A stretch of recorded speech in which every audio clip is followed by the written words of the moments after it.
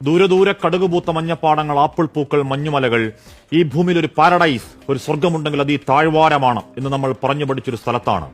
മനുഷ്യരക്തത്തിന് നടുവിൽ ഒരു പെൺകുട്ടി അനാഥം എന്ന വാക്കിന്റെ പ്രതീകം കണക്കെ പ്രിയപ്പെട്ടവർ ചാരെ മൗനമായിരിക്കുന്ന ഒരു ചിത്രം ഒരിക്കൽ കൂടി ഒന്ന് കാണാനാവില്ല.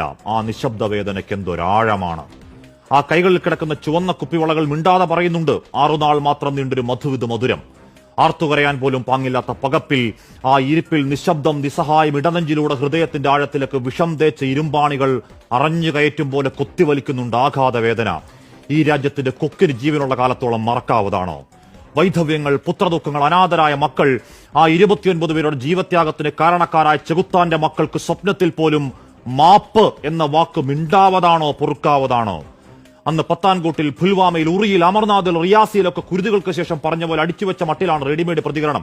ഞങ്ങൾക്ക് പങ്കില്ല എന്നാണ് പാകിസ്ഥാന്റെ പറച്ചിൽ. വെറും വ്യാജ വർത്താനം.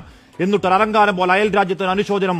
ആർക്ക് വേണമടോ കൊണ്ടുപോയി പുഴുങ്ങി തിന്ന്. നിങ്ങളുടെ ആത്മാർത്ഥതയില്ലാത്ത വെറും വാക്ക് മിസ്റ്റർ ഷഹബാസ് ഷരീഫ് അഥവാ രാജ്യത്തിന്റെ പ്രധാനമന്ത്രി. സൈന്യത്തോട് നേർക്കുനേർ നിൽക്കാൻ ധൈര്യമില്ലാത്ത പേടിത്തൂറികൾ. തോക്കെടുത്ത് നിരായുധരായ സാധാരണക്കാരെ കൊന്നൊടുക്കിയതിന്റെ സൂത്രധാരൻ സൈഫുള്ള കസൂരി ഹാഫിസ് സയ്യിദിന്റെ വലം കൈയാണ്.